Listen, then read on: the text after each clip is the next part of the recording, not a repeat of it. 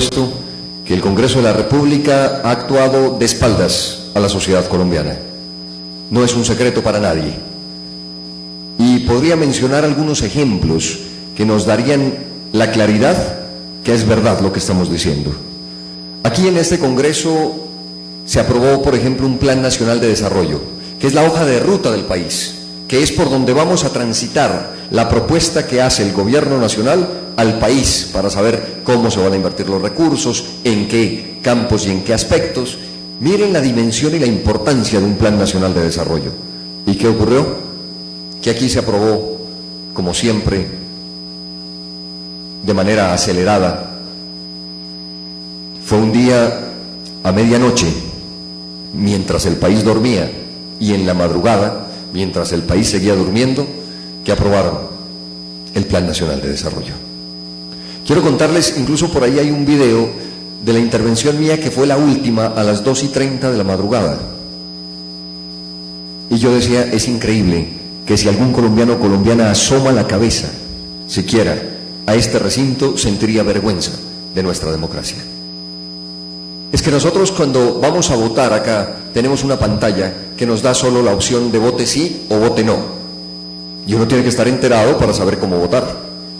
Pues resulta que a medianoche hicieron un cambio de quien estaba de presidente en ese momento, asumió otro senador que de verdad ya se nota que tenía experiencia en estos casos, y nos nombraba los números de los artículos.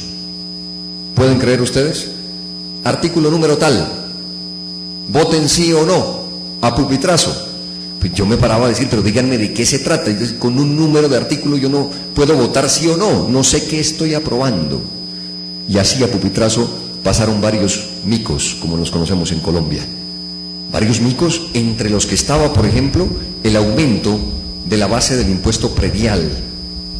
Y esto es un daño para muchas regiones del país, por supuesto. ¿Y cómo pasó?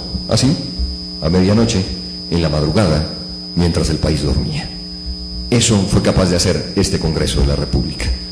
Ante nuestra sorpresa por estar por primera vez aquí en el recinto de la democracia con el apoyo de varios miles de colombianos y colombianas, pero vinimos a hacer las cosas de manera responsable y eso no nos cabía en la cabeza. De la misma manera, el Congreso, por ejemplo, fue capaz de aprobar algo que para mí ha sido lo más lesivo, déjenme decirle, por encima de la reforma a la justicia. Lo que pasa es que con la reforma a la justicia tuvimos el impacto y tuvimos la decisión y la voluntad de varios medios de comunicación que le dieron a conocer al país esta situación. Pero lo cierto es que el Congreso fue capaz de aprobar algo que se llama la sostenibilidad fiscal a rango constitucional. Es decir, modificaron la Constitución. Y déjenme decirle que conversábamos con el expresidente de la Corte Constitucional, el doctor José Gregorio Hernández, que ahora vamos a tener una intervención en video de él, que es un aporte importante para que todos entendamos de qué estamos hablando, y él me decía, van 37 modificaciones a la Constitución Política, 37, y viene en camino la 38, y todos han sido lesionando la Constitución. Yo estoy de acuerdo en que falta mucho del papel de la Constitución a la realidad nacional, pero que tengamos esa inspiración nacional es positivo. Hay que cuidar esa Constitución de 1991. Y resulta, y pasa, que aquí aprobaron la sostenibilidad fiscal en rango constitucional. ¿Qué quiere decir? Que ustedes, los colombianos y colombianas que nos ven, todos tenemos derecho a salud, vivienda, educación, no como un Estado que tiene que garantizarnos, sino hasta donde la sostenibilidad fiscal, es decir, hasta donde el gobierno invierta recursos en esos derechos. Es decir, se acabó el Estado garantista, se acabó el Estado social de derecho que garantiza los derechos de los ciudadanos y ciudadanas. Nos dijeron, hay que hacer primero esto de garantizar la sostenibilidad fiscal. Por supuesto, yo creo que eso ha sido lo más lesivo que ha aprobado este Congreso de la República. Descabezaron los derechos constitucionales. Eso hizo este Congreso de la República. Y después vino con más. Yo creería que es un adefesio, óigase bien, yo creería que es un adefesio que superó los límites de lo que ha venido haciendo este Congreso.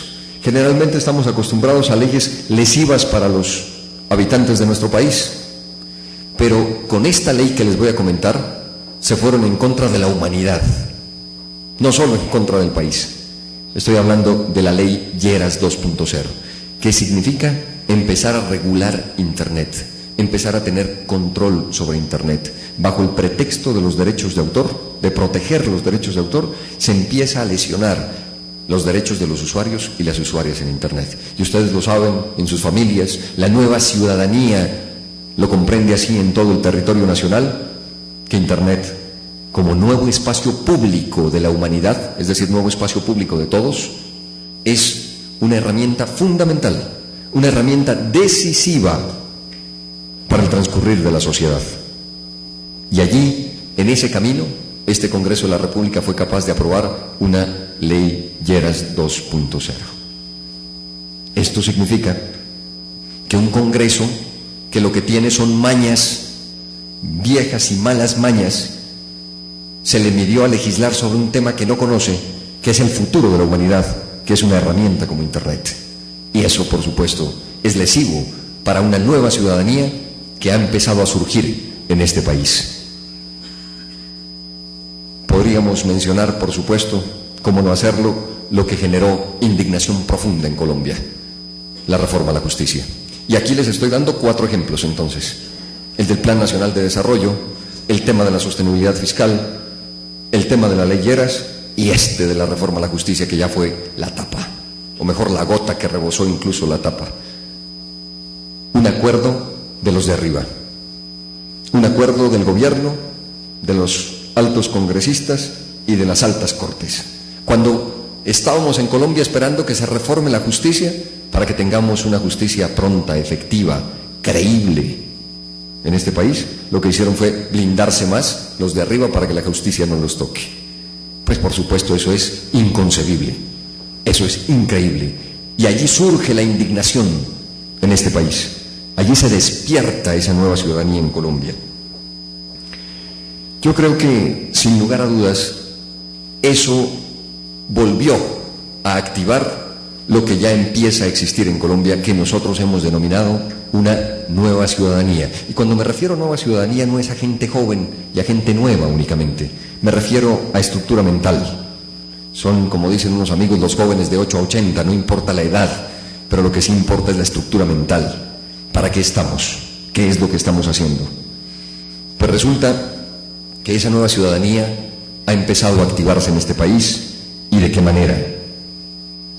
Una nueva ciudadanía, miren la característica principal, que se pone por encima de partidos, de intereses particulares, que se ponen por encima de agrupaciones y empieza a coincidir en la defensa de los derechos de la gente. Esa es la nueva ciudadanía, que se activó, por ejemplo, cuando el gobierno le propuso al país la reforma a la educación superior. ¿Qué ocurrió allí? Empezaron los estudiantes, los muchachos, a activarse. Las redes sociales, estas nuevas herramientas de comunicación, y empezaron a mandarle el mensaje a la sociedad, y la sociedad abraza a los estudiantes y los acompaña. ¿Y qué tiene que hacer el gobierno? Retirar la reforma a la educación superior, con la que había anunciado su camino y su decisión, que esa reforma va porque va. Eran las palabras del presidente dichas 10 veces, y de su ministra de Educación. Y la reforma va porque va. Pues ¿qué pasó? Que la reforma no fue. ¿Por qué? Por la nueva ciudadanía. Por encima de esos viejos esquemas de oposición y gobierno. Por encima de una precaria oposición en el Congreso que puede hacer algunos debates de control político, pero que ha perdido la dimensión del país. Ante una ausencia de oposición clara, la nueva ciudadanía empieza a empoderarse y sigue su camino, y logró algo histórico en Colombia, que además es punto sustancial y argumento fundamental nuestro de por qué sí es posible sacar adelante esta iniciativa de revocatoria del Congreso de la República. Hizo la nueva ciudadanía con su voluntad que el presidente llame que vengan al Congreso a votar en contra de sus privilegios, a votar en contra de lo que habían amarrado en la reforma a la justicia. No fue el presidente Santos ni fue el Congreso quienes hundieron la reforma a la justicia, fue la ciudadanía, la nueva ciudadanía, despierta, activa, consciente, que habla en los buses, en las calles, en el barrio, en las universidades, que es capaz de plantearse nuevos retos, pero sobre todo la defensa de los derechos y un mínimo ético que quienes gobiernan deben cumplir. No pueden hacer lo que quieren, no pueden hacer lo que se les dé la gana, porque aquí hay una ciudadanía que se hace respetar.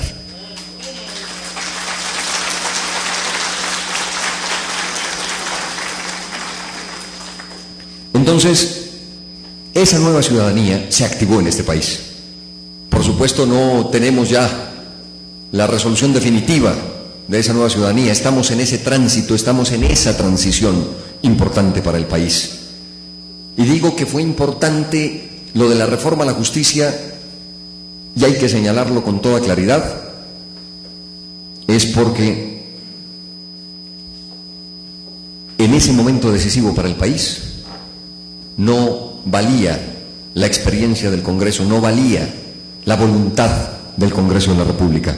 Lo que valía era la voluntad de la nueva ciudadanía, es decir, como aquí me lo dicen de manera clara, el pueblo. Nada más ni nada menos que el artículo 3 de nuestra Constitución Política, que dice: el poder reside en el pueblo, en la ciudadanía, en la sociedad. El resto son mandaderos del pueblo. No se equivoquen. Esa esencia, entonces, por supuesto, que es valiosa y bastante importante. Con estas características, con este desprestigio de un Congreso de la República que actúa para sus propios intereses en lugar de actuar de cara al país, y con el surgimiento y cada vez la fuerza de una nueva ciudadanía, hemos venido a plantear esta iniciativa que tiene que ver con la posibilidad de revocar a los congresistas del país. Para ponerlo en términos sencillos y que todos lo entiendan, los congresistas tienen blindaje 5, con la reforma a la justicia querían blindaje 10, y nosotros con esta propuesta queremos quitarles el blindaje. De eso se trata.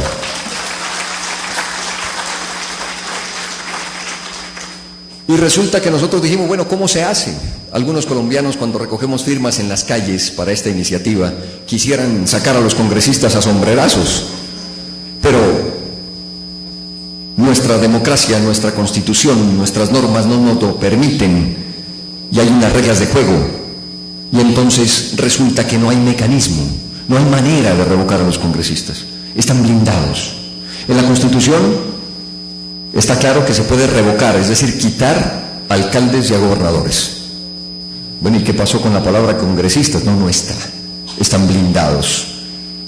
Pues lo que estamos proponiendo es un referendo constitucional de iniciativa ciudadana, es decir, modificar la Constitución para que quede claro, para que quede escrito, ojalá en piedra, que también podrán ser revocados los congresistas de este país como cuando actúen de espaldas a Colombia, cuando quede claro que su interés ha sido particular y no el interés nacional, el interés de la patria, y eso quedó claramente expuesto con el tema de la reforma a la justicia. Así es que lo que estamos invitando es hacer un referendo constitucional.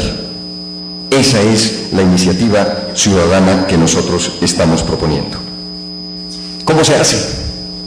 Primero consultamos con expertos, por supuesto. Siempre somos respetuosos del conocimiento y el saber de nuestros mayores, de gente nueva. Conversamos con el doctor José Gregorio Hernández, un experto constitucionalista, expresidente de la Corte Constitucional, amigo de varios de quienes aquí están presentes en este auditorio, amigos de José Cipriano. A través de él llegamos al doctor José Gregorio Hernández. Y en la charla planteamos qué mecanismos había. Y ahora ustedes lo van a escuchar en un video de 5 minutos, para que quede clara la posición, porque este sí es un camino viable y constitucionalmente posible. Después, ¿qué hicimos? Convocar a un grupo de 9 promotores, y vamos a ver un video, 9 promotores que reflejan una nueva ciudadanía, porque además hay que renovar aquella esencia de la sociedad civil. En este país, desde que me acuerdo, la sociedad civil o son los grandes empresarios o unas ONG centralistas de Bogotá. Esa es la sociedad civil y hasta ahí llegó, y esa es la participación ciudadana. Pues bien, nos salimos de esos esquemas. Lo que hicimos fue plantear 9 promotores, que es lo que nos piden para empezar este camino de referéndum constitucional. ¿Y quiénes son esas nuevas personas? Las van a ver, como digo, en el video, pero personas que reflejan una nueva ciudadanía, insisto, en cuanto a estructura mental, y que representan diversas regiones del país, desde La Guajira hasta Nariño. Y entonces nos fuimos a una reunión con el registrador nacional, para que no haya lugar a equívocos, para que todo quede absolutamente claro, para que sepamos cuál es el camino correcto. Con los expertos, bueno, cuéntenos cuál es el mecanismo, el método, cómo lo hacemos. Llegamos a la conclusión, referendo constitucional y primera etapa de firmas, que es en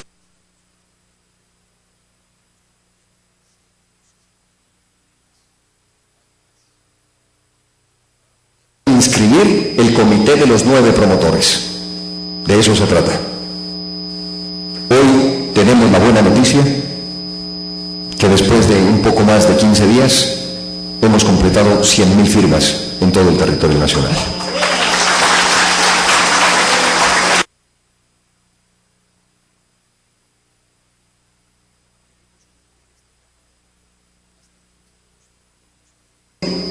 $160.000 válidas, pues tenemos que pasar en cantidad de firmas, porque nos van a anular algunas. Entonces mínimo necesitamos conseguir 200.000 firmas.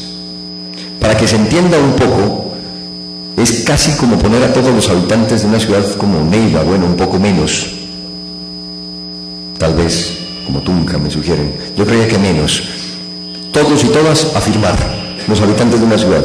200.000, pues es una cantidad importante de una importante ciudad del país. Esa es la dimensión de lo que estamos haciendo. Por acá, Esmeralda, que es promotora, quien ha dado inicio a este foro, nos va a contar cómo vamos en las regiones, cómo vamos en la capital de la República, quiénes nos están ayudando, qué voces se han venido sumando a esta iniciativa, por supuesto.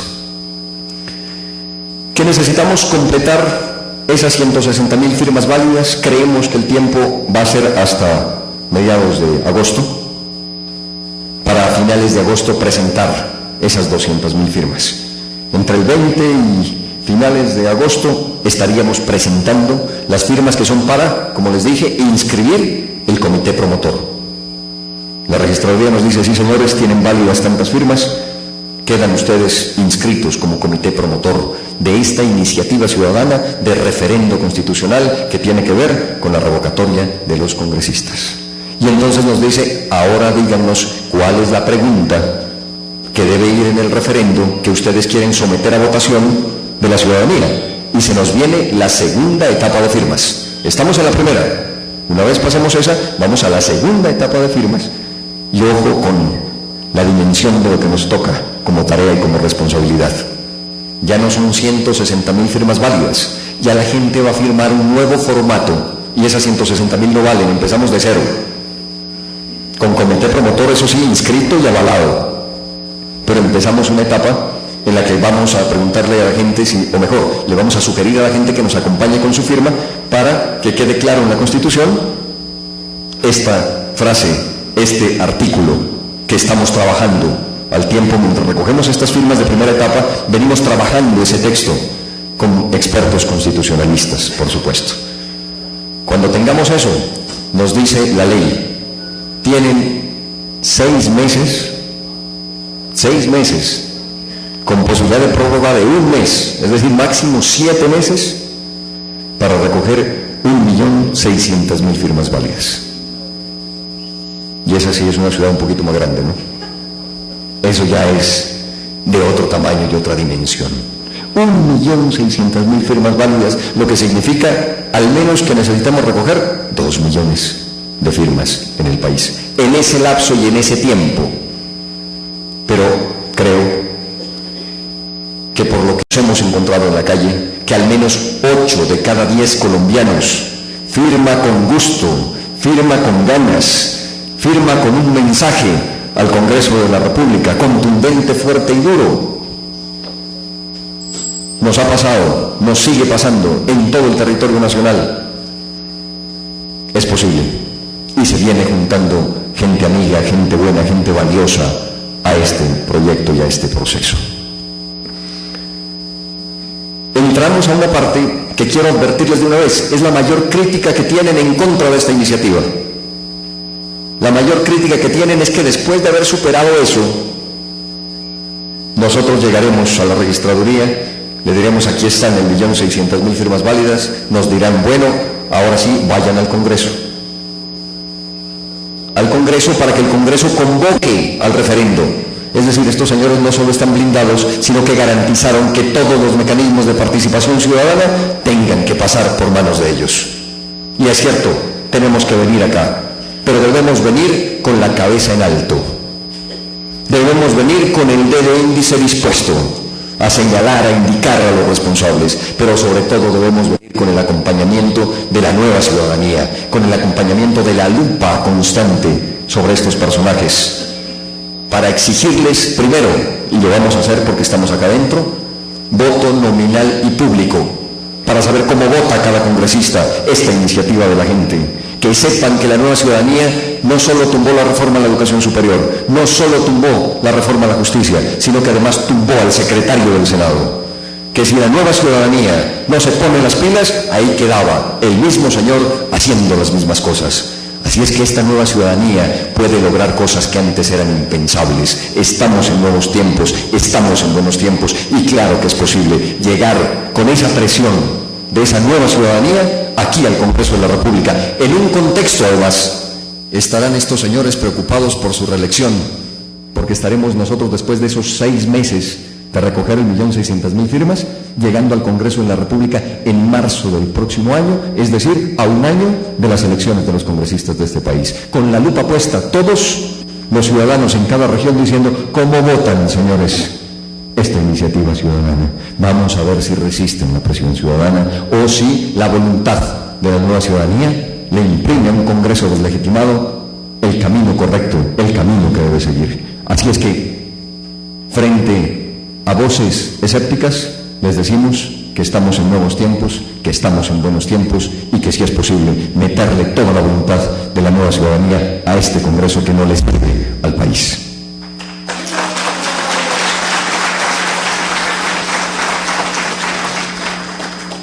Pues bien, esas son las etapas. Después de eso vendrá una revisión de la Corte Constitucional. La Corte Constitucional dirá, es viable este proyecto. Y allí sí, nos vamos ya al referendo para que la gente vote, por fin. Miren todos los obstáculos para lograr la participación ciudadana. Miren cómo han quedado blindados los mecanismos para intentar nosotros transformaciones profundas como sociedad y como pueblo.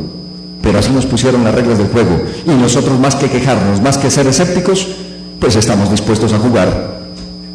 Y nos han dicho, pero muchachos, como nos dicen en la calle, ¿y cómo van a hacer ustedes? ¿Cómo van a lograr ustedes cambiar esa clase política si finalmente, listo, lo sacan de allí y se vuelven a lanzar y vuelven a salir los mismos con las mismas? ¿Cómo van a hacer entonces ustedes para lograr un resultado positivo? ¿De qué sirve revocar el Congreso si van a venir los mismos? Yo les he dicho, mire, con ese argumento podríamos decir fácilmente que no haya democracia, que se queden estos y que nombren ya de aquí de por vida a sus hijos y a sus nietos. Pero quiero decirles algo más, quiero contarles una anécdota de hace 10 años, cuando empezábamos nosotros en estas locuras, metiéndonos en la actividad, entendiendo que debíamos estar en los escenarios para poder hablarle al país, que es lo que hoy podemos hacer, no desde fuera. Me invitaron a una conversación en El Espectador, y la conversación era con el señor Enrique Gómez Hurtado. Era como el reflejo de alguien nuevo, hablo hace 10 años cuando yo todavía era joven, y el señor Enrique Gómez Hurtado. Y llegamos allá y empezamos la disertación, y en medio de todo eso le digo, mire, ¿por qué ustedes nos hacen a un lado? Suficiente daño le ha hecho la clase política tradicional al país. Por favor, dejen que haya una nueva gente, una buena gente, una mejor gente, intentando estar en el escenario de decisiones del país. Háganse a un lado. ¿Y sabe qué me responde el Señor?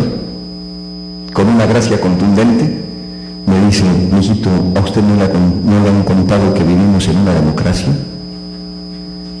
Nosotros no nos vamos a quitar, a nosotros tienen que ganarnos.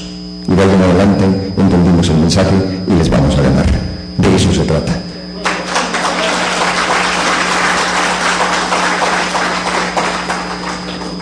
Y que quede claro, estamos creando el mecanismo para que en la Constitución quede claro que podrán ser revocados los congresistas. Eso es lo formal.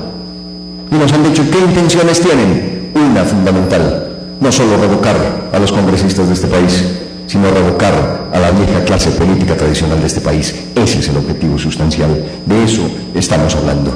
Así es que, sin más, y antes de dar paso al video para que ustedes conozcan quiénes son los 9 promotores en el país, quiero hacer algo que debía hacer al inicio, y es saludar a quienes me acompañan en la mesa principal. A Esmeralda Hernández, quien ha empezado esta charla con ustedes, que hace parte del equipo de trabajo y es una de las 9 promotores y promotoras de esta iniciativa. Orlando de la Hoz, un amigo que conozco desde hace más de 10 años cuando empezamos en esas actividades, y que más que la amistad nos junta es un propósito y un proyecto de país. Está a su lado Liliana Pardo, que la conocimos mucho después en algunas actividades, una estudiante que tiene una anécdota que le marcó su vida, creo yo, y no tenemos más cómo presentarla.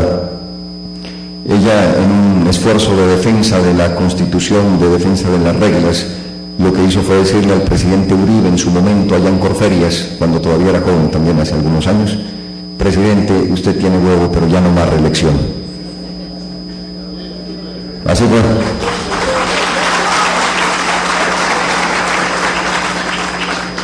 Con Liliana, ella también es promotora de esta iniciativa, así que estamos presentes 4 de los 9 promotores y veremos el video. Pero cómo no agradecer la presencia aquí de amigos y amigas de esta causa, y vamos a pasar también, luego de ver el video, a que nos den un breve saludo a nuestro amigo José Cipriano, a quien ustedes conocen muy bien. Un abogado metido en todas las causas que algunos consideran perdidas y que nosotros seguimos impulsando, por supuesto, que nos ayuda además a impulsar más causas que las de quienes aquí nos acompañan. Y amigos de Mariquita, Tolima, han necesitado del impulso de Cipriano y ahí ha estado Cipriano. Y así ocurre con varias iniciativas y siempre hemos encontrado los brazos abiertos de José Cipriano. Mil gracias, José, por acompañarnos en esta causa. Y quiero también recibir con un aplauso a otro amigo que aquí nos acompaña. Demos un aplauso a Diego García, concejal de Bogotá. Diego es ambientalista, concejal de Bogotá, estuvo en esa, mire lo que es la democracia, estuvo en una lista compitiendo con José Cipriano. Allí algunos pueden catalogar de ganadores y perdedores, aquí ganamos todos porque los tenemos juntos. Así es que mil gracias a quienes nos acompañan, gracias a los colombianos y colombianas, seguiremos aquí pendientes de todas las preguntas, de todas las inquietudes, y esta es la fuerza que necesita una nueva ciudadanía en este país. Mil gracias.